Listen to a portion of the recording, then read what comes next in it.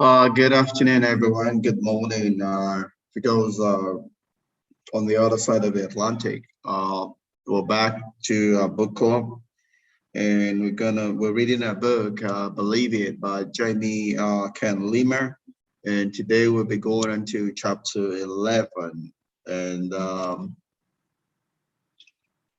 so we've been looking through this book by Jamie, and it's pretty much talking about her life, talking about how she got to be who she is, and we're reading into the book as just talking about her life, what she's learned over the years, how she's come from being nothing, being unstoppable. She uses that word, and now she's become a billionaire, right? Unstoppable, and what we're using it as a way of learning from what she's learned, and hoping that we can use that also to move our own lives forward. That's been our trust, and that's been our focus, all through this study and this time together. And so we've gone through the different chapters over time, and today we're going to move on to chapter 11. And the title of chapter 11 is just saying that I believe that haters are just confused supporters. Just looking at haters, people that seemingly have it in for you, people that seemingly envy you, people that seem to be one of the idols in your path, or, to your wealthy place, and she's looking at it as more like, and this is coming from a quote by Trent, that those that seemingly start standing your way, and it's as people that are your supporters that like what you is going on for you, and maybe it's just that it's not going on for them, and they're supporting you but they don't know how to support you, as it were, and because whatever you're going through is mystifying them, it makes them to be people that are your haters, because what is going on for you is not in their life, and so, and the book starts with this quote by Dr. Maya Angelou, and just trying to talk about what hatred is, right? And Maya talks about that hate, it has caused a lot of problems in the world, but has not solved anyone yet. If say we were all made to love, not to hate people. Hatred does not solve any problem. Hatred just creates problem in the world. Hatred creates bad blood. I was just sharing with someone yesterday about what marriage is. Our marriage can easily go downhill. In marriage, you expect to be two adults coming together to marry one another. But if you have a case where they're not two adults, then they're pretty much going to be relating out of a reacting level, and what is natural to one that will make that person react will cause the other person to receive it the wrong way and will also react. And the reaction of this other person will make this other one to react. The reaction of this other person will make that one to react. This is going to be a vicious circle that has no end for as long as both of them are behaving like children, right? For a relationship to truly prosper, one person has to choose to be an adult, right? To stop the circle downhill. One person has to choose not to react, but to respond, right? To respond out of a place of maturity rather than keep on reacting, all right? So, and that's what Maya was just telling us here, that hatred has solved no problem, right? It's love that solves problem. It's love that accommodates. It's love that takes us to be able to go upstream. Hatred only takes us downstream, is the easy part, right? And we go on here, and I'm not saying it this clearly, and this is something from the book itself, right? And and I'm gonna take this down so we can read it. It says, at our core, we all yearn for human connection, right? At our very core, we want to be connected. Why? Because connection is relationship. Relationship is what we're created for. Relationship, we say, is life's bottom line. We were created to relate. We're created to relate. And like Peter Drucker would say, everything that takes place in an organization of which a human being is an organization or an organism. Everything that takes place inside of my constituent is all geared towards my helping me to relate with another organism or another person, right? Everything that takes place in my constituent is for the sake of being able to relate with another person, right? If I don't relate, then I am not aligned there to be a flow, right? And if there's not a flow in the stream, then all the debt will gather. And that's what leads to depression. That's what leads to mental sickness. If there's no flow, because we were created to flow, that everything that's taking place in my constituent is flowing to someone else to be a blessing, to be an increase, to cause a change for the good. And if I'm not relating with someone else, I'm not relating with other organism around me, then everything is stilled. Everything is stilled, right? And it is stilled, it's going to produce toxin, and toxin does not help me, right? For us not to go toxic, we need to relate. And relationship, for us to relate, we must have connections, right? And that's what Amy was, just putting together in her book. She says, at our core, we all yearn for human connection, for human relationship, to get a sense of belonging. We yearn for community, whether you be introvert, extrovert, whatever. We were made for connection. We were made for relationship, right? And it says that when you completely stop caring what other people think, that also comes at the price of disconnection from humanity, right? I mean, there are those who get to a place where we stop caring about what people think, right? Then we lose touch. We lose touch with people, right? It's a catch-22, right? We're not supposed to live life worrying about what people think. At the same time, we're supposed to be careful about what people think, right? Because we don't want to be an eyesore or a disturbance to others, right? We don't want our life to be controlled by what other people think. At the same time, we want to be a blessing. To be a blessing means that we don't want to cause eyesore or disturbance in other people's life, right? So it's a two-way thing. You don't want to be in a place where you don't care at all about what people think. Then you lose connection. You lose relationship. You lose ability to connect with other people. You also don't want to be a slave to what people think, right? Then you really have no value. You have no self-respect, right? You have no self-esteem for yourself. It's in a balance. That's where God is. Balance. That's where life is. It's not that you're too worried. It's not that you are careless. It's that it's just you. You're just you. Loving yourself, first of all. Then out of the love you have on the inside of you, you want other people to share from that love, right? So there is a price for either being too careful and being careless, right? And that's not great either, right? So what's the solution is what she's saying in terms of relating with other people, right? Is getting the balance, right?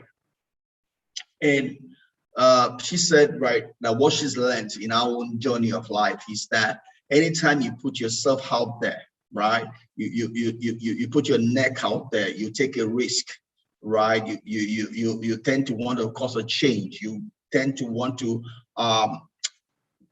be yourself. Let there be a flow from inside of you, as it were, right? That anytime you do take a risk, and anytime you speak your truth, anytime you step out and do something brave or great or public, it always comes from critics, right?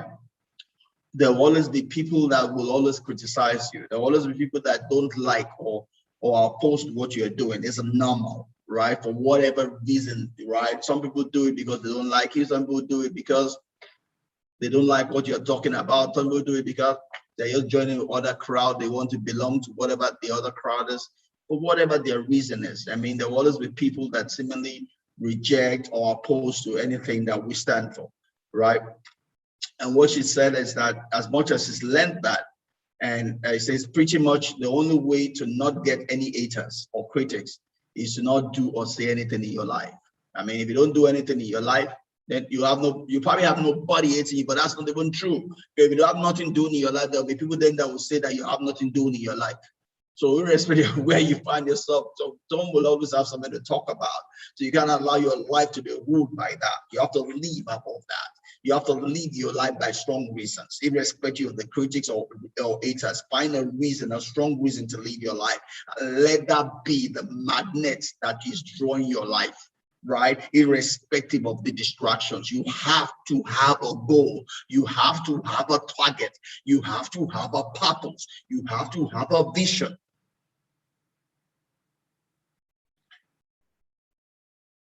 And and this is by Albert Einstein. Einstein tells us that great spirits have always encountered violent opposition from mediocre or evolved minds. Right? They are minds that are still archaic. They are minds that are not wanting to grow. Right? They don't want to grow, and they don't want other people to grow. They don't want to go to heaven. They don't want other people to go to heaven. Right? It's like they want, it's like we say, mediocrity, loves company. They are mediocres and they want other people to join them. Right? If it was just that they are mediocres, it's okay. Right? It's a choice. Everyone has a right in this life to be whatever or whoever they want to be. But where they also want other people to join them in their mediocrity, that's a problem. Right? And Albert Einstein would say, great spirits have always had encounter violent opposition from mediocre or unevolved minds, right? So it's a normal thing. It's a normal thing to have people to hate you. It's a normal thing to have people that don't like what you're doing. It's a normal thing to have people who don't like you, who don't like your guts. It's normal, right? It's normal, right? For as long as you're one who has a vision, a goal, a purpose, there will always be people that don't like you just for being you. So don't get discouraged. There are people like that. It's normal. You're not be first. You're not going to be the last, and that should not discourage you in any way, in any shape or form, right? And that's what all this whole chapter is about. And we have my dear pastor in Houston, my Houston church pastor, Joel Holston would say, all of our difficulties in life aren't just setbacks, right? Our difficulties aren't just setbacks. They are actually setups from God. Right? God uses our seeming setbacks to become setups, right? To help make us strong enough to carry the weight of both the highs and the lows of our future calling, right? All the difficulty, all the challenges, all the seeming problems in our life are like our God giving us opportunity to walk in the gym, to build our muscle, to build our resilience, right? To make us stronger, to be able to meet the future thing, the future commitment, assignment that he has for us. It's also, so like the general saying would say, if it doesn't kill you, it only makes you stronger, right? So when the position comes, it's for us to get over it, and we can get over it, we'll get the strength that comes from it, right? A position doesn't come to kill us. It comes to make us stronger. It comes to make us stronger. Like the Bible will say, if my strength fails me in the day of adversity, then my strength is small, right? My strength is small. It's not the opposition, it's my strength, right? I need to ensure my strength can face any adversity, any opposition that comes my way. God's expectation is that I can stand it, because He does not give me more than I can bear. It does not give me more than I can handle. If it comes my way, it's because I can handle it. And when I do handle it, it takes me over to a new, greater height. It might not look like I can handle it, but if God in heaven, if God can allow it come my way, then it's because He knows, even though I don't believe, I don't know, He knows that I can handle it. It might look like something that's too heavy for me. Yes, that's the limit of my own understanding. But if God allows it my way, then I can handle it. I need to rise up to the occasion. It's like God talking to Gideon, the angel talking to Gideon. It says, "Oh, great mighty man of valor." I mean, Gideon did not see himself as a man of valor, right? But God, who knew what He deposited inside of him, saw his strength and called out his strength. Gideon had to rise up to that occasion. Yes, and he rose up to that occasion. His rising up did not disappoint him, because there is something God saw in him. That's why God came to him, and God allowed that particular season of life to come his way, because He knew he can handle it.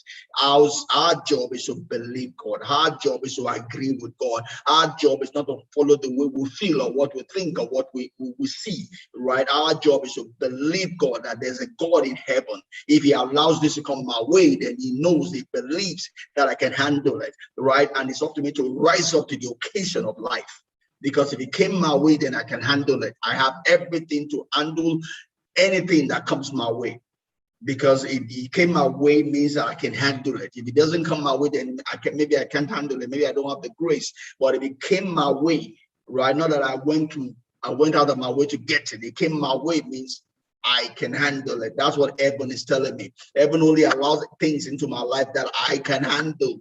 Right? If it didn't come my way, then maybe I don't have the grace for it. If it came my way, then it's because I have the grace to handle it. It's up to me to believe heaven. It's up to me to trust heaven. It's up to me to rise up to the occasion of life. And we'll see Napoleon Hill, following that. And, I love this quote, Napoleon Hill tells us that every, not some, adversity, every failure, every attack carries with it the seed of an equal or greater benefit, right? For every adversity, for every failure, for every attack, there is a seed. There's a seed of something that is greater benefit. Hidden in every seeming adversity, hidden in every seeming failure, hidden in every seeming attack is a benefit. But the only way to get to the benefit is to go through the attack, is to go through the failure, is to go through the adversity. If I fail before I go through, then I will not get the benefit. The benefit is at the back of the adversity. The benefit is at the back of the failure. The benefit is at the back of the attack. The benefit is in the high of the storm. I will not get the benefit by running away from the adversity. I will not get the benefit from running away from the failure. I will not get the benefit by running away from the attack. To get the benefit that is equal or greater, I have to persevere through the adversity. I have to overcome the failure. I have to overcome the attack. It's not a wishing thing. I wish. Once something has happened, you need to take ownership. Now this is my situation. There's no I wish anything. I wish is of the devil. It's not of God. I wish it's not of the God. If it has happened, it has happened. You face it. You own your journey. You own your pilgrimage. You own your journey. You own your pilgrimage. That's the only way of life. I wish is the key to depression. It has happened. There's no second guessing about it. There's no second whatever. I wish is not of God. It has happened. Hold it and handle it. In handling it, then you get the benefit, because there's something behind the adversity. There's something behind the failure. There's something behind the attack, which is equal or greater in benefit to you. And Heine continues in her book and tells us what else she's learned. She said she's learned that the more brave or successful you are, the more other people seem to think you are not human like them and that you don't have feelings. So when we start showing our bravery to handle the different challenges that come our way, people see us as superhuman. People see us not from this world, but we're all from here. Just some people decided to stand strong. Some people decided to stand for something. Some people decided not to follow the crowd. Some people decided to pay the price. Yes, maybe we're truly not from this world, because when I pay the price, then I am superhuman. I am from heaven. I belong to the way. But the thing is that it's open to every one of us. We just need to pay the price. There's a price to pay to separate yourself for success, for glory, for wealth, for prosperity, for heaven. Right? And we go on and Trent, goes on and tells us, which is where we got our main heading from. Just so repeating that. So haters are just confused supporters. If you have someone that's hating you, why are they troubling themselves with you? They could as well be doing something else. But something about you is attracting them. They're your supporters. They just don't know how to support you. right? Maybe we'll take solace in that. For someone to take time out of their busy schedule to concentrate themselves on you, whether it's negative or whatever, it's because they support you. They're just confused, right? So maybe we just pray that they get a better perspective. And lastly, you know, uh, don't take criticism from someone you won't take advice from. So why worry yourself about the criticism of someone you don't respect, who you typically won't take advice from? Why would you have a sleepless night or what the person has to say when you don't have respect for the way the person thinks, right? We don't have to bring any unnecessary heartache to ourselves, right? If we have people whom we don't respect their perspective, why should I then be worried about what they have to say about me? I mean, my journey is not people pleasing journey, all right? I play to the crowd of one. My one is God. If God can say he's happy with me, any other person can, whatever. Right. I play to the audience of one. My audience is God. And if God is pleased with me, those that belong to my tribe will come along. Those that don't belong to my tribe will go away. And I really want them to go away because I only want people that belong to my tribe around me. Right. All right. That's where we're going to stop for today. And we're just right on time. Oh, we're not even finishing before time. I have 3 more minutes, but I'm home alone today, so I have no questions to answer. So I'm just going to shut it down here, and we'll post this as usual on Facebook. And if anyone has any question, can just post them on Facebook, and I'll get to it.